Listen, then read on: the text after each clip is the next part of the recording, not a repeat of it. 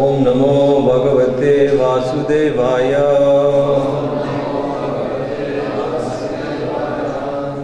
Om Namo Bhagavate Vasudevaya.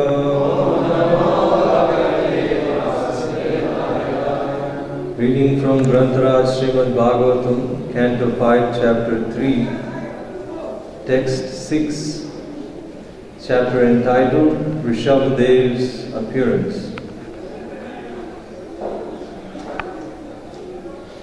Parijana virachita sabala samsabda sailila sita kisalaya tulasika dhruvan kurai api samritya sapararya khila parama haritusyasi. Translation. O Supreme Lord, you're full in every respect. You're certainly very satisfied when your devotees offer you prayers with faltering voices and in ecstasy bring you tulsi leaves, water, twigs bearing new leaves and newly grown grass. This surely makes you satisfied. Purport. One does not need great wealth, education, or opulence to satisfy the Supreme Personality of Godhead. If one is fully absorbed in love and ecstasy, he need offer only a flower, a little water, and a little water. As stated in Bhagavad Gita, Patram pushpam palam dvoyam yome bhaktya prayachati. If one offers me with love and devotion a leaf, a flower, fruit or water, I will accept it. Bhagavad Gita 9:26. The Supreme Lord can be pleased only by devotional service. Therefore, it is stated here that the Lord is surely satisfied by devotion and nothing else. Quoting from the Gautamiya Tantra, the Hari Bhakti Vilas states, Tulasi dala matrena jalasya chalukena va vikrinite swam atmanam bhaktebhyo bhaktavatsalaha. Sri Krishna, who is very affectionate toward his devotees, sells himself to a devotee who offers merely a tulsi leaf and a palm full of water. The Supreme Lord is causelessly merciful upon his devotee, so much so that even the poorest of men can offer him a little water and a flower in devotion, thus pleasing. This is due to his affectionate dealings with his devotees.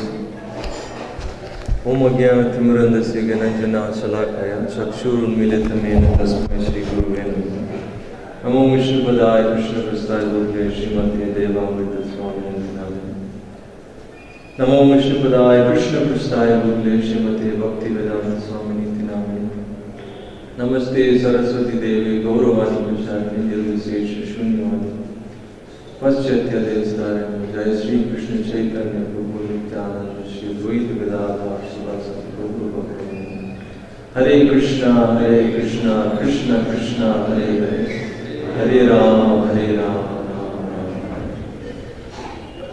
So thank you for all of your mercy and association. I don't deserve to be sitting here speaking, but it's explained to glorify Krishna, we have to be enthusiastic. To speak about ourselves, we should be very shy.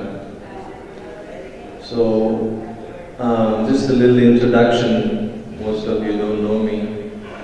My name is Shastrakrit Das, and I'm originally from South India, Tamil Nadu.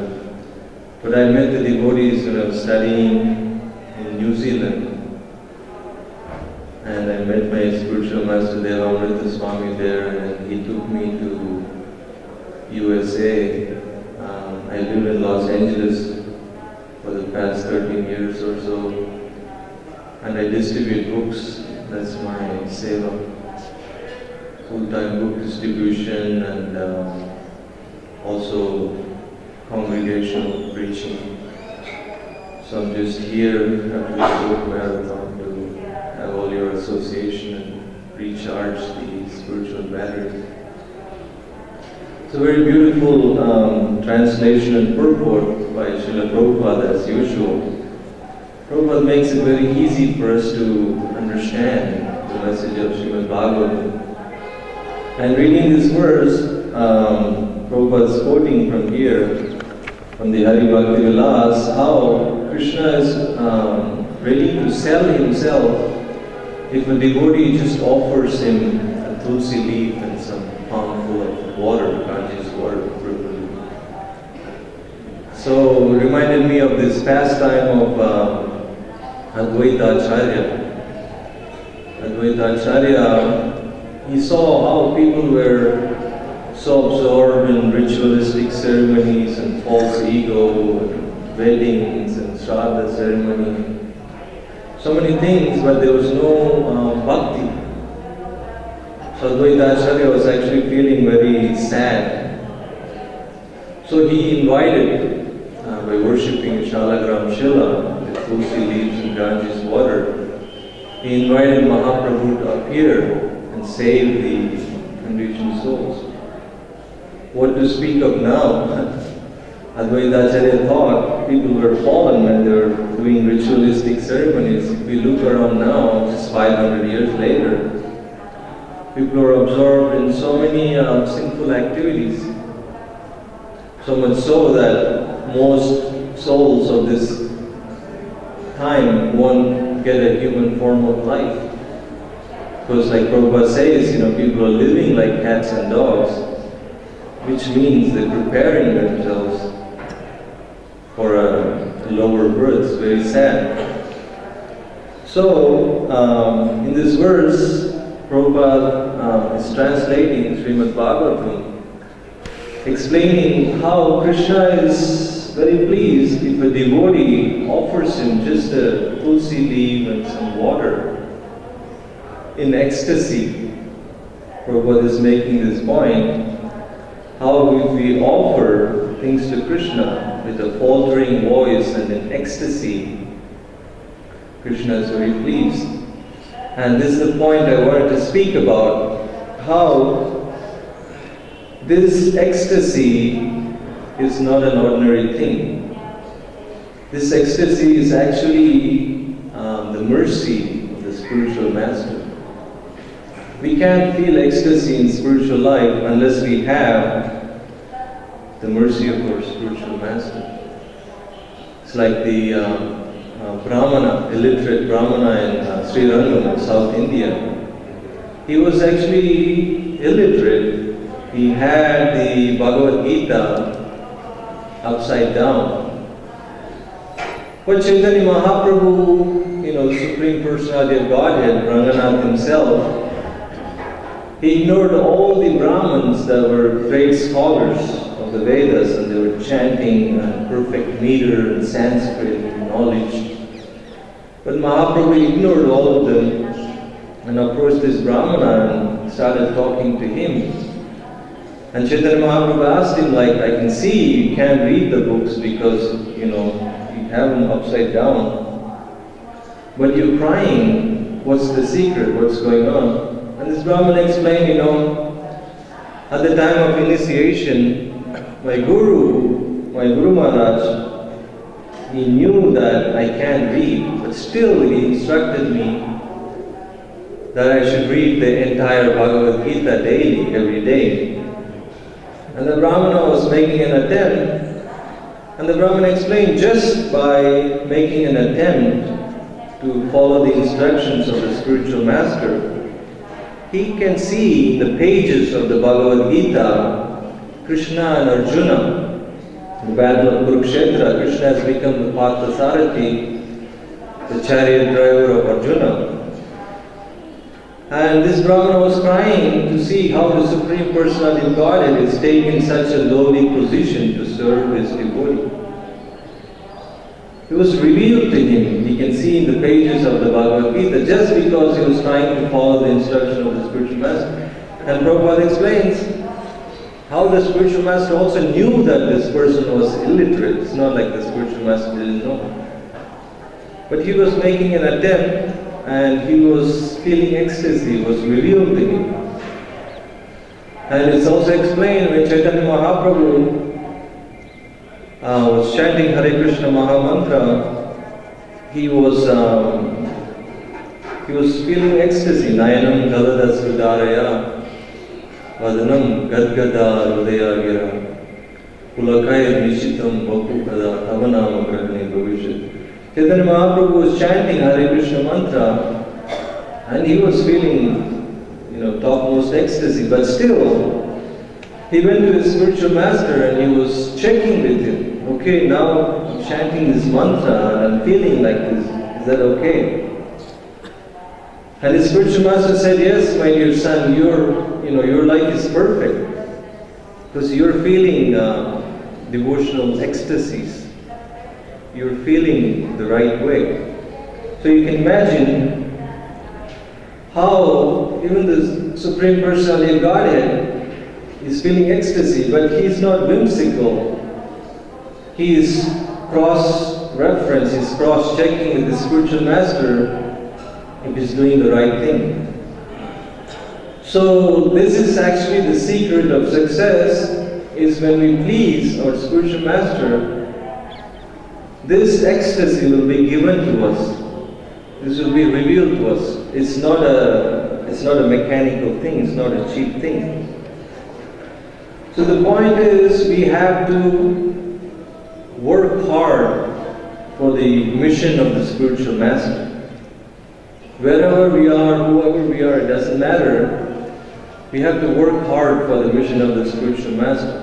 And then we will be blessed with ecstasy. Because you cannot go to somebody and ask them for a gift. If you ask, then it's no longer gift. Gift means when you're unexpected, when you least expect it, then it comes to you. So that's the gift. So similarly, the mercy of the spiritual master will be given to us if we, without any material motivations, if we work hard for the mission. It's like, Prabhupada, early disciples, he was not actually very fond of them doing their own program in Vrindavan. It's like, for example, there was a devotee that was living in Radha Kund, and Prabhupada didn't like it. So Prabhupada asked him, what are you doing? What are you doing in Radha Kund? And the devotee explained to Prabhupada, you wrote, you translated in the Upadeshamrita, nectar of instruction, that the topmost place is to be in Radha Kund. And Prabhupada said you skip over the first sloka, which explains Vacha Vegam, Manasa Prodha Vegam, Jiva Vegam, Udarapastha Vegam. You have to control your senses. That's the first sloka. You can't even control your senses. You can't control your tongue, mind, belly and genitals. But you went all the way to the 13th sloka and you're living in Radha Kund. Prabhupada said, I don't approve this. And we can see the early disciples of Prabhupada in India, like his own as Gopal Krishna Maharaj, Giriraj Maharaj, Tamal Krishna Maharaj, Jayapradha Maharaj, so many amazing disciples of Prabhupada. When they came to India, Prabhupada made them work really, really hard. It's like they came to the Dham and they were getting sick all the time. We can imagine, I'm from India, but living away for some time, coming back, you can understand it's not easy. The body starts freaking out. So the disciples of Prabhupada, coming from the West, from a very opulent background, they were getting sick all the time. And Prabhupada would ask them to go and buy building materials to build all these beautiful temples in Vrindavan, Mayapur. And you can imagine if you don't know the language and you like, different colored skin, then maybe the price goes up. So they were bargaining all the time, and then when they bring the materials to build, and it would get stolen, so they have to pretty much stay away and guard the materials. And so many other services, very menial, very hard-working service. This is what Prabhupada gave them when they came to the Dham. And one disciple actually asked Prabhupada, when can I be like free, chanting Radhe Radhe and experience the Dham? Prabhupada yelled at them and said, why are you so attached to your sense gratification? Even though this devotee wanted to just experience the Dham and chant Hare Krishna, Prabhupada called it sense gratification. Prabhupada's point was, we have to be fully absorbed and we have to assist our spiritual master in his mission. That's a real disciple. Then we actually feel ecstasy. Otherwise, we won't feel anything. We only see like the pigs and the traffic and the pollution. We can't actually really see the Dham. And without experiencing some taste, some higher taste, we are actually as good as dead. It's nothing worse than, going to a holy place and realizing that we have no taste for any of these things. No taste when we're chanting, no taste when we're hearing Krishna Katha, no taste when you're associating with devotees. We're doing it, but we don't feel it. Our heart is somewhere else. We're always thinking what I'm going to do next. I can imagine myself, the mind is always running, train tickets, plane tickets, shopping, this, that, There's no end to this, and it's a very sad situation because we actually absorb, when we come to the holy place, Krishna will reveal to us. Krishna will reveal to us the real Dham. We will really feel the taste. And that comes from working hard for the mission. It's like Bhakti Maharaj. He actually left his body in the USA, in Pennsylvania, just to make a point that wherever Prabhupada started his temples, it's as good as Vrindavan. He could have easily come to Vrindavan to leave his body. But because he was working really hard to please his spiritual master all life, he was feeling ecstasy at the time of leaving this world. He was reading Chaitanya Charitamrita and he was going into ecstasy. And he was actually very advanced devotee. Within our recent years, we can see how this process actually works. If provided we sacrifice our selfish desires for a higher cause. And this is the mood of all our Vaishnava Acharyas. Like tomorrow we're celebrating Narottam Das Thakur and Lochan Das Thakur and Krishna Das Kaviraj. They were all living here, but they were all praying. They were constantly praying that they were able to see Vrindavan. Even though they were in Vrindavan, they were praying to be able to access Vrindavan. And they're setting example for us, what should be our mood. Sometimes, we come to the Dham once and we make enough offense for a few lifetimes. Because we don't have the proper consciousness, we don't have the proper mood, we don't know what to do here. Therefore Prabhupada said for most devotees the best thing to do is to come for 3 days. If you're actually not absorbed and if you're not qualified, if you're not doing much, then it's actually very dangerous. It's like, it's like Krishna's bedroom, so to speak. It's just down. We have to be very, very conscious. We have to be very careful. So the point is, we have our family business. Just like when you go to the Loi Bazaar or something, each shopkeeper, they have their business and they're training their descendants. Whether they're making jewelry or they're pulling rickshaw or, it's being handed down. So our family business, we have our family business, and Prabhupada, it's not a secret, Prabhupada was very clear. Prabhupada was living here in Vrindavan, but he was constantly thinking, constantly absorbed in this instruction of the spiritual master, how to go to these Western countries and spread Krishna consciousness in English language. Prabhupada didn't deviate from this meditation even for a moment. He was constantly absorbed in thinking how to spread Krishna consciousness. And Chaitanya Mahaprabhu also said, Yare dekhe tare gaha Krishna upadesh, Amara gyai guru hana tara hidesh. Chaitanya Mahaprabhu instructed the Kurma Brahman, saying that, whoever you see, whoever you meet, tell them about Krishna. In this way, under my instruction, Chaitanya Mahaprabhu explained, you become a spiritual master and you deliver, whoever you come across. So this is our family business. And all the acharyas, not like just in our line, but all the acharyas, they were thinking the same thing. They were absorbed in how to spread Krishna consciousness. So like Ramanujacharya, for example, he was spreading Krishna consciousness all the way from Kanyakumari to Kashmir. And there was this instance that Ramanujacharya was traveling, and there was this village, and it was very, very hard. It was very hard to preach to people there. They were not very receptive. He tried and tried and tried. So Ramanujacharya was actually sitting near a lake and he was meditating, he was praying to Krishna.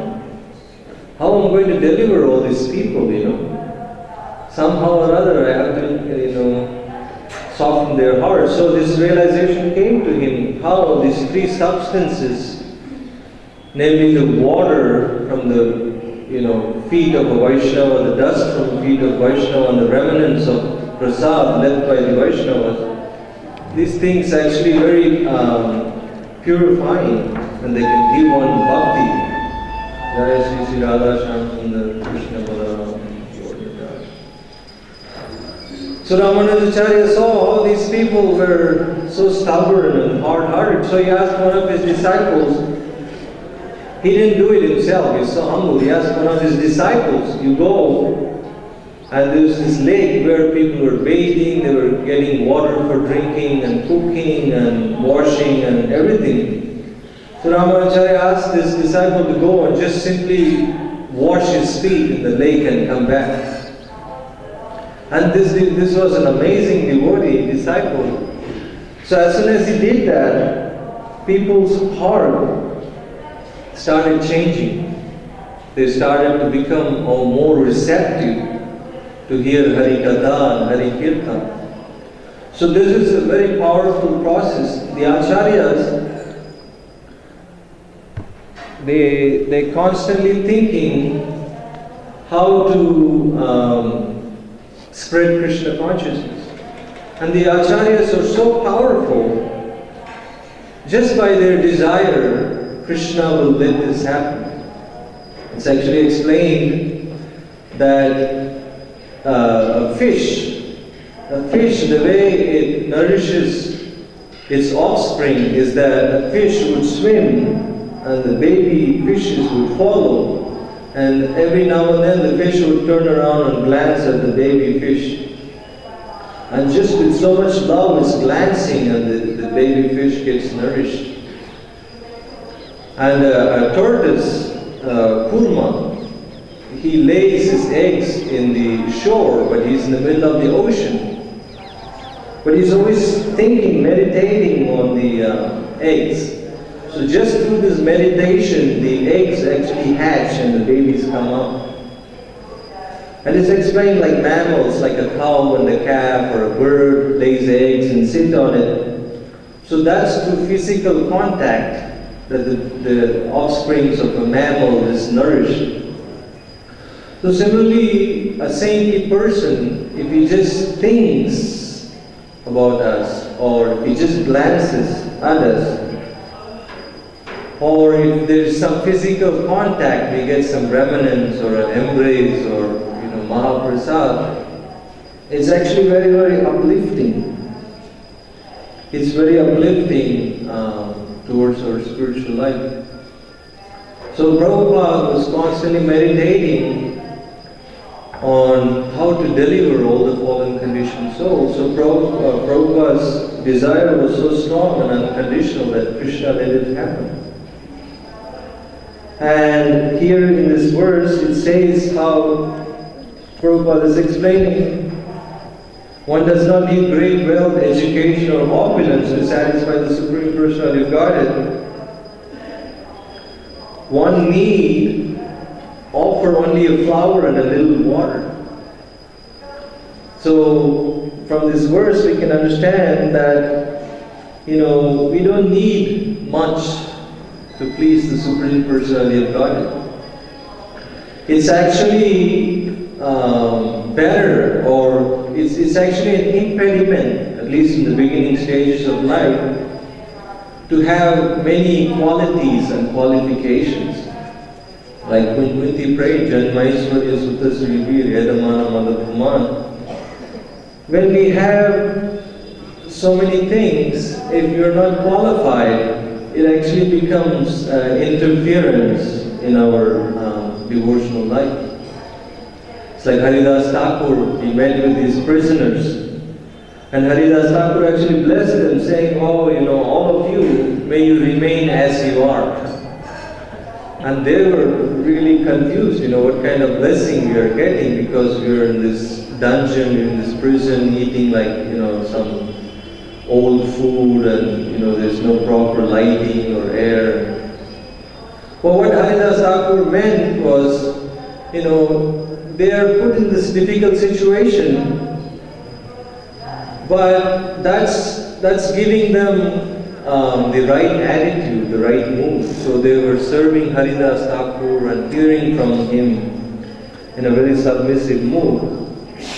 So this is actually a blessing. So Haridas Thakur said, just stay the way you are. He was not talking about the external situation, but he was talking about the humility.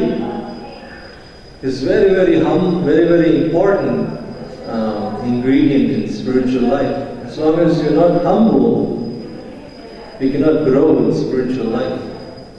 It's like Prabhupada, those of us, we all heard so many memories of Prabhupada from his disciples. But one thing you will notice always is disciples would always say how Prabhupada chastised them. And they enjoy saying it, and then when we hear it, we also enjoy, like somebody got chastised by Prabhupada. Prabhupada would constantly put them in the place. There was a reason for it, unless the guru is strict, there's no way the disciple is going to make progress. It's actually a blessing. It's like this devotee. He saw how Prabhupada chastised somebody for putting Bhagavatam on the floor. So this disciple said, okay, now I know what's the best gift I can give for Prabhupada, because he was thinking, what can I give Prabhupada? What can I give Prabhupada? So he went and got some Maha cloth from the deities, and he made it into this really, really beautiful Bhagavatam cover. He made this really beautiful Bhagavatam cover, and he also got a couple of mangoes, and then he went to Prabhupada, but in his mind he was thinking, I'm going to be recognized and I'm going to be appreciated and glorified by Prabhupada in front of all these devotees because I came up with something very unique. So he went and he offered it to Prabhupada. Prabhupada immediately said, what is this? Oh, Bhagavatam cover for you, Prabhupada. Because I never put my Bhagavatam on the floor. What do you bring me this cover for? And this devotee was immediately humbled. And he became so sorry and so humble. And then Prabhupada can see that once he was humble, then Prabhupada said, so what else you have? And this devotee offered, oh, I have a mango. Prabhupada immediately took it with a big smile. Oh, mango, king of the fruits. Very nice. So first he came with the wrong mentality, and Prabhupada put him in his place, and then once he had the right mentality, then even though mango was available, no big deal for Prabhupada took it with a great pleasure. And there was another devotee who was very expert in Australia in botany. He knew a lot about plants and trees and like this. And he made sure, he wanted to know which way Prabhupada was going to take his morning walk, so he kind of gathered some knowledge on the way about all the plants and surroundings, so he can answer Prabhupada. So Prabhupada was walking, sure enough, this devotee was answering all the questions, Prabhupada had about the trees and the plants. And all of a sudden Prabhupada walked by and there was some weeds. And Prabhupada asked him, what is this? And the devotee said, oh Prabhupada, this is useless, this is some weeds. Prabhupada took his cane, pointed to him and said, you are useless. Because in Krishna's creation, there's nothing useless, but because you don't know the value of it, you think it's useless, but you are useless. And, this devotee all the while was like, flying in ecstasy, I'm answering Prabhupada and I'm very close to Prabhupada. Prabhupada immediately humbled him. Like Hridayananda Maharaj remembers how, there was this Indian gentleman, and he was quoting so many slokas. And Prabhupada appreciated him, because that Indian man was not an ISKCON or follower of Prabhupada. Prabhupada wanted to encourage him, so Prabhupada was appreciative. So Hridayananda Maharaj thought, because this person quoted so many slokas and Prabhupada appreciated it, and when Prabhupada come in the car, because Maharaj knew many slokas, I will also quote so many slokas. So he came in the car and Maharaj started speaking so many verses from the Gita in fluent Sanskrit. Prabhupada looked at him and said, there's so many slokas. Just like, in other words, just be quiet, That man needed that kind of flattering, but don't think you can impress me with the slokas. So constantly you can see how Prabhupada was, putting devotees in a humble position, in a humble mode. It's so important, otherwise we cannot grow as long as we have any pride. Especially in Vrindavan. It's like this Vijay Pandit. He went around conquering all of India. When he came to Rupa Goswami and Sanatana Goswami, they didn't want to waste time debating with this mundane scholar, so they just signed, saying, oh, this such and such Pandit, he defeated us, please leave us alone. But then this Pandit went to Jiva Goswami and he was showing, look, I defeated your senior Goswamis, now you want to debate or you want to sign also. And Jiva Goswami couldn't tolerate this, arrogance of this man, so he argued with him and defeated him and drove him away from Vrindavan. And when Rupa Goswami heard about it, Rupa Goswami was actually very upset. Why did you waste your time, arguing with this mundane scholar? And Rupa Goswami told him, you're so puffed up, you're so proud, speaking to Jiva Goswami. Anyone with any pride, he has no right to live in Vrindavan, get out. And Jiva Goswami didn't say, oh Guru Maharaj, I was actually fighting on your behalf, you don't understand, you misunderstood me, and you're not conscious, you're not really a Paramahamsa. He said, Rupa Goswami is saying I'm proud, I must be proud, so he left, and performed all kinds of austerities to the point of leaving his body. So, this is very important, to have the right mood, humility to serve the mission of the spiritual master. And if we do these things, regardless of what situation we are in, we are blessed.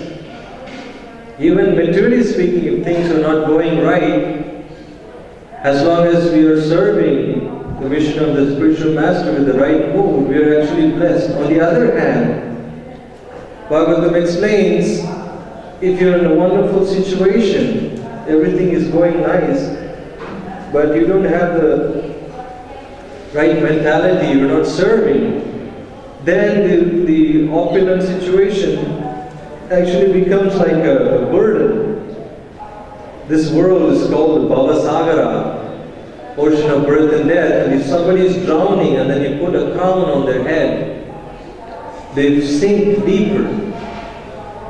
Similarly, we are in this world, we are suffering, and we are all desiring all kinds of better situations. But Krishna knows what's the best thing to give us. Therefore, He's not giving to us. It's not like Krishna is a dull stone. He doesn't understand what we're going through. He understands, but He's not giving to us for a reason. So we shouldn't, willingly go out of our way and ask for poison. We should let Krishna decide what's the best thing for us. I like this verse, and purport is explaining, we don't need much actually to serve Krishna. We can serve Krishna in any situation. But the amazing thing is, in ISKCON, we can see that by Prabhupada's mercy and sacrifice, and because we are doing the Yuga Dharma, there is actually so much opulence. There's so much opulence. It's not like we are so poor and we have to serve Krishna with a leaf and water. Krishna is giving us so much opulence. It's like one time we had this brahmachari meeting, and in this brahmachari meeting, one devotee was speaking, and another young brahmachari asked him, "Oh, what about this feeling of insecurity, like if I'm a brahmachari and then I don't have any money, how will I survive?" And the senior brahmachari said, don't worry about that. The problem in ISKCON is we have so much money and so many beautiful women. That's the problem. So the problem is we don't have money. So the problem is, how are we going to remain fixed in the midst of so much money and opulence and opposite sex? That's the problem. So this devotee was explaining how, we don't have to worry about that because we're doing yajna. There's so much opulence. It's like the Bhumi Devi. When Prithu Maharaj asked her, why you're not producing so much? And Bhumi explained, these people are not devotees. They're like pretty much like raping the earth. But if somebody is a devotee, I'm willing to provide. No problem. I'm happy to serve devotees. Same thing with the pastimes of Rukmini and Dwarakadish. When Krishna was taking the chipped rice from Sudama, she actually stopped him after 2 mouthfuls.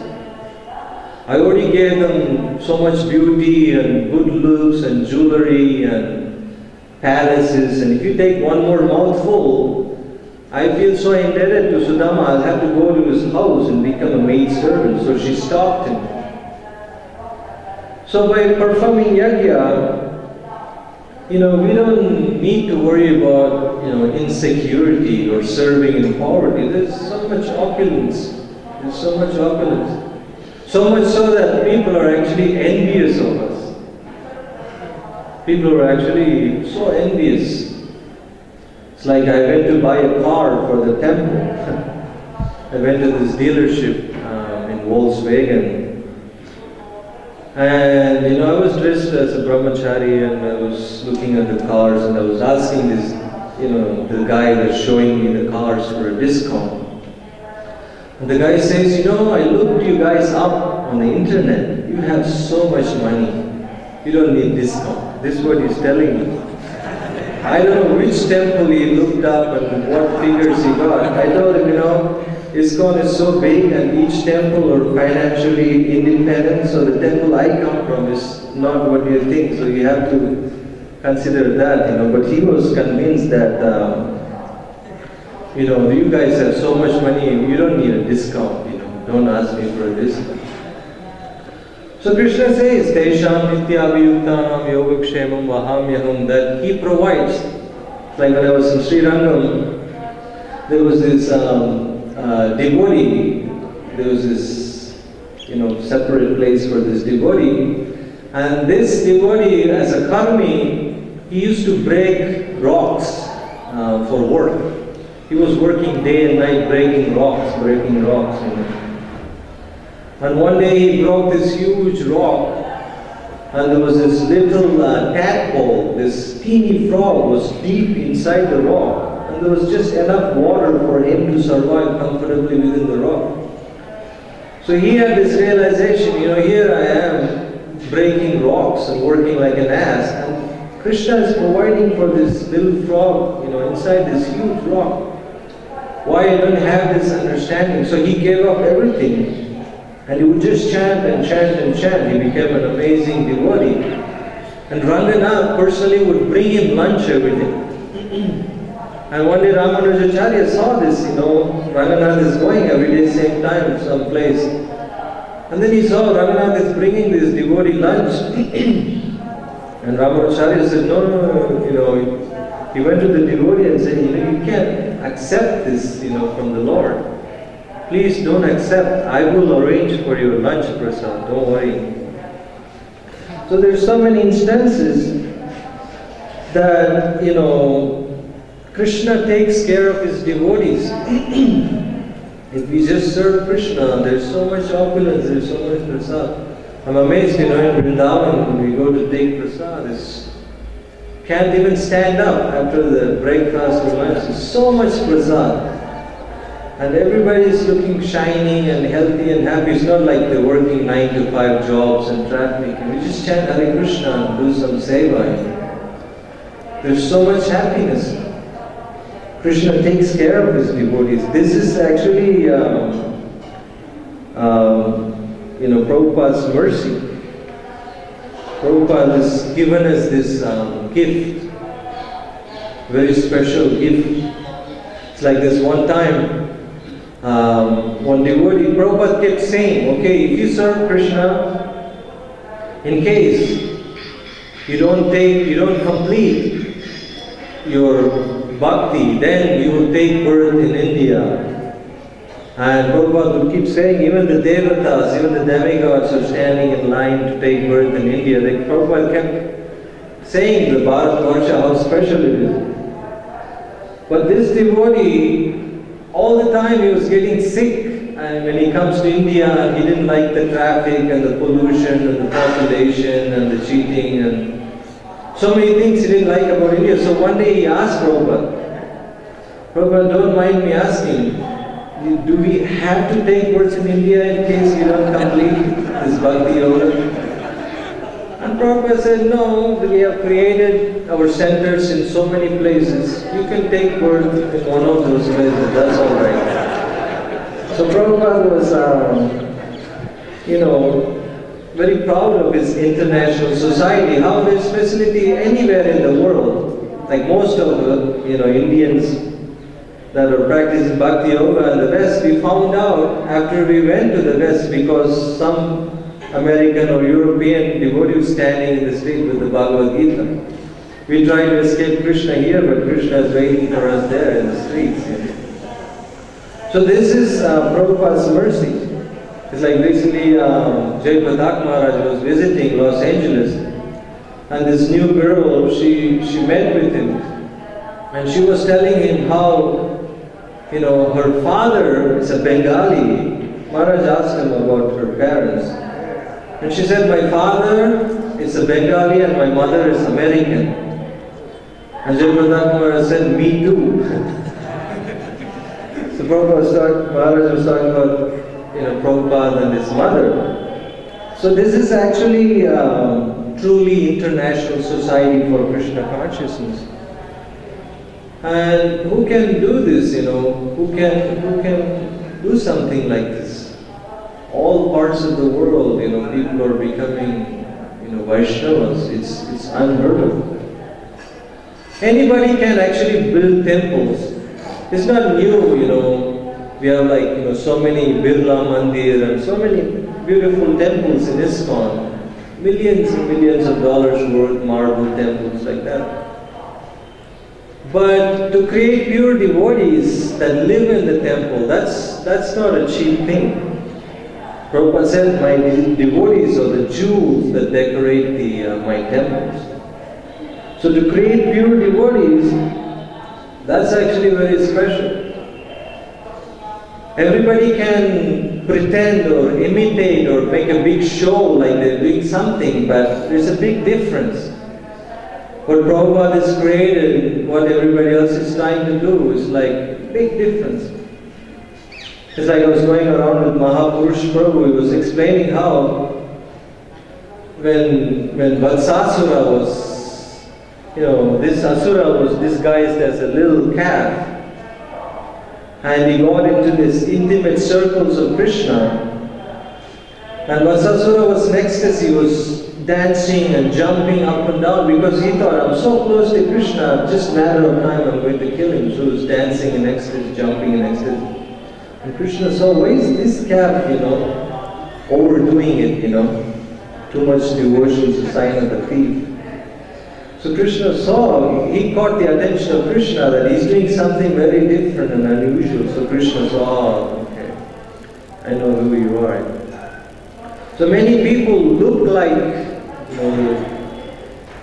they're doing something like what Prabhupada is doing, but they can't imitate, they can't make devotees because Krishna Shakti Vidana He Tara Pravatan. Krishna is actually truly empowered representative of Chaitanya Mahaprabhu. Therefore, his desire is spreading. Otherwise, wherever in the world we go, there is no Brahmanical culture, there is no cow protection, which is like the root of human existence. People have even no idea of what is a Brahman. People usually think Brahman means you are born in a Brahman family and you have a thread. It's like one of my friends, he was traveling in Europe and he was at the airport and he wanted to buy a t-shirt. So the owner of this t-shirt shop happened to be Indian. So my friend is from Poland, so he took off his t-shirt and he wanted to try the t-shirt that was in display. And the shopkeeper almost fainted. He's like, hey, what are you wearing there? Because he saw this devotee was wearing a Brahmin dress. And the shopkeeper was a caste Brahmin and he was surprised, like, how come you're wearing Brahmin thread, from India, from Hindu family. And the devotee actually preached to him what's a real Brahmana and how, what's the qualification of a Brahmana. And this guy ended up giving him a free t-shirt. So people have no idea what is a Brahmana and what to speak of cow protection. It's explained, I saw one documentary, how in India there's like 1.5 billion people and there's so much dairy, lactose-based diet. There's like about 35 million cows left. And everything else is eaten and for leather exported and this is like unbelievable. And already we are importing milk products and milk powder from Australia, New Zealand and like this. So this is a very sad situation the world is in, but the hope is, like Prabhupada said, even a small percentage of people, if they take to Krishna consciousness, the face of the world will change. Even 1% of the people, 1% of the people, if they take to Krishna consciousness, the face of the world will change. How will they take to Krishna consciousness? We have to introduce them. We have to introduce them to Srila Prabhupada's books, especially Srila Prabhupada's Bhagavad Gita. Not any Bhagavad Gita, because any Bhagavad Gita, there's no potency there. We have to distribute Srila Prabhupada's Gita. It's like one of my friends, he insisted that I bring him back a Valmiki Ramayana from Loibada.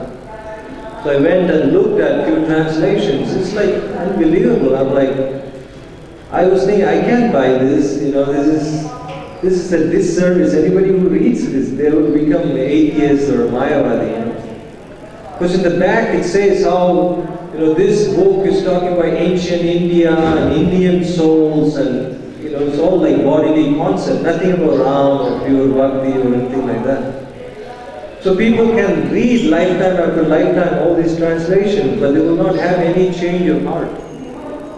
But anybody reads even one paragraph, like my Guru Maharaj, Devamrita Maharaj, he read this small brochure, Teachings of Prahlad Maharaj, immediately he wanted to surrender. So many examples are there how Prabhupada's books can actually give change of heart individually and collectively.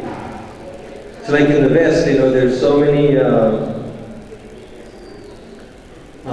people wanting to help. There is this group called Greenpeace. And I was talking to this one guy who was requesting me to sign up for a monthly payment. I asked him, what do you guys do, He said, we're protecting the fish and the whales and the nature and the environment. And I was explaining